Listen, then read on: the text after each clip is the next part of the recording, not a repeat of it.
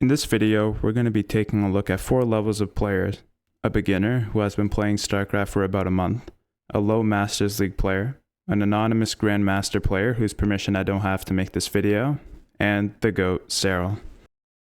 Once upon a time, during COVID quarantine, 14-year-old me was playing chess and had a thought I'm sure many 12-poolers can relate to. Man, I suck. But I also thought the accuracy score was a pretty neat feature. Fast forward a few years to present day me losing to cannon rushes and half asleep mech players on the ladder, and I still think that the accuracy score was a great idea out of chess.com or whoever gets credit for that, because it was fun, and for me, trying to get my accuracy as high as possible was my biggest goal while playing chess. And so, I tried finding a StarCraft equivalent online because I figured there'd be one, but to my dismay, I found that there was no such thing. So, you know what I did?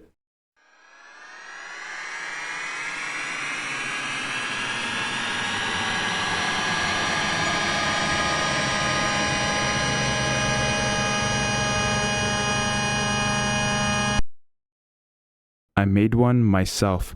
I painstakingly recorded every stat of every game I played for months, for science. It was initially just a fun little project I made for myself as I'm a nerd and I like making cool things, but I have now decided to share it with the world because I think that some of you guys might find it interesting too. Alright, so let's get the boring stuff out of the way. The first order of business is understanding how the calculator works. So, well, how does it work? Here's a very brief explanation of how it works. The accuracy calculator takes 6 inputs: spending quotient, which is just a measure of how well you spent your resources, percentage of the game supply blocked, workers lost in both the first 4 and 8 minutes of the game, and inject efficiency. Higher spending quotients and inject efficiencies will increase your accuracy score, while being supply blocked and losing workers will obviously decrease your accuracy score. So you just feed it those numbers, then it does a little bit of math, and you get your accuracy. Right, now that you all understand how it works, let's take a look at our first test subject. This is my friend. He's been playing StarCraft for about a month. Let's take a look at his accuracy graphs. If you're still paying attention, you'll notice not only a sweet hand-drawn Platinum League logo in the top right, but also a remarkably straight line. With a high of 65% and a low of 58, only a 7-point difference, we can see that your average StarCraft 2 player would average roughly 62% on our accuracy chart, or 61%, or whatever it says there, I can't remember. Now here are my friend's race-specific accuracies. Some of you guys out there who fancy yourselves as being clever might be thinking, hey, why are all of the bars gray? Well, the answer to that question is that we only play 2v2s, so I can't really give him race-specific accuracies, unfortunately. But then why do you have multiple bars? Because of this monstrosity. Again, due to the fact that we only play 2v2s, there's unfortunately not much more to analyze here, so let's move on.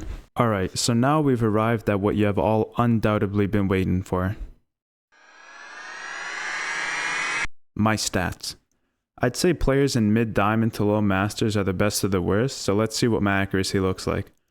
This chart here that took me several minutes to color code contains every game I played over a period of a little over a month.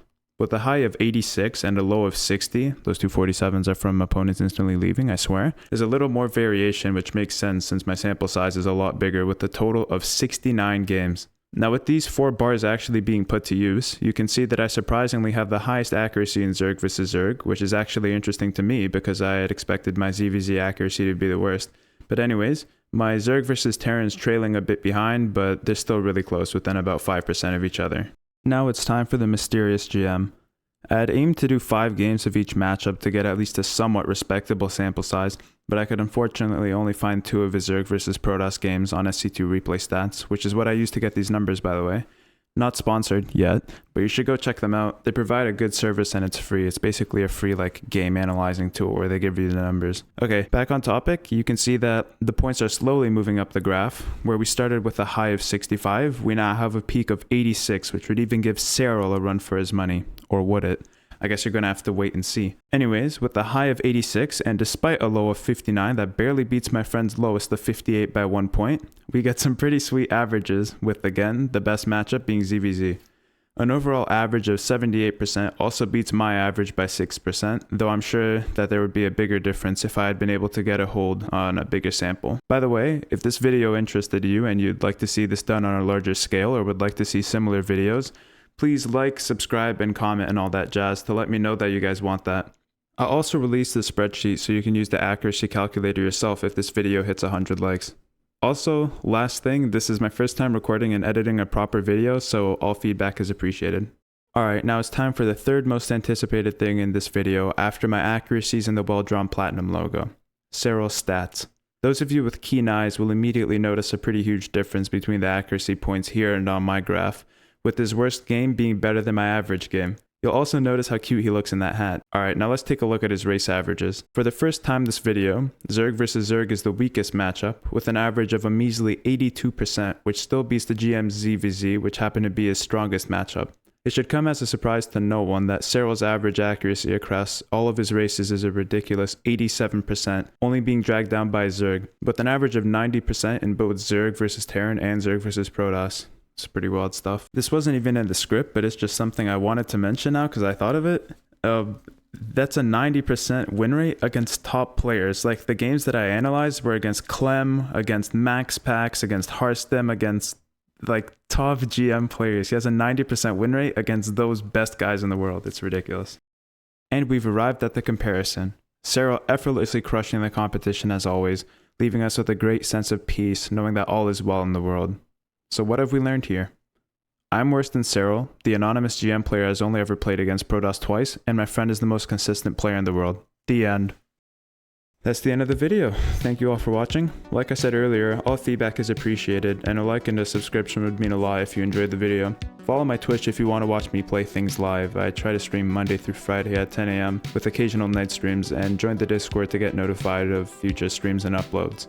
Links in the description. That's it from me. Hope you all have a great day. See ya.